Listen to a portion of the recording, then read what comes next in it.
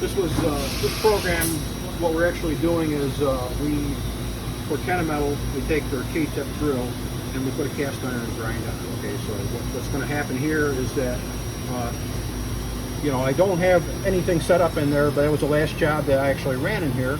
So it would come in, it would probe the end of the drill, come up, radio probe both of them, then come in, come over, grind the chamfer with an eccentric relief on it, flip it to the next one, do that, and then send it back home. That's what we're going to do right here. All right.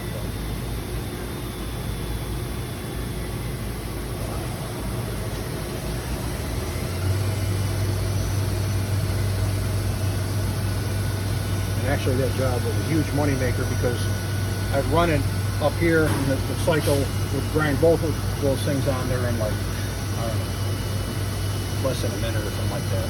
But just so you can see it working here, you can hear, you don't hear any spindle noise or anything like that.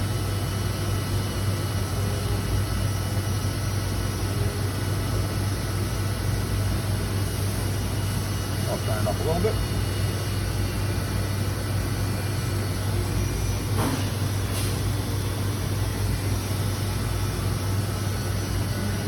Yeah, we did, you know, the monitors go bad on these things here. We got another, just a cheap monitor because they called it the classic monitor, and the old EGR $35 monitor was $1,500 if you wanted to buy it, because they had to fit in the cabinet. Oh, believe me, You understand? the majority of the machines at this age, that's what they have. Oh, you've got the classic machine.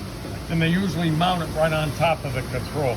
I always found that the cost probably like 300% of what it should be for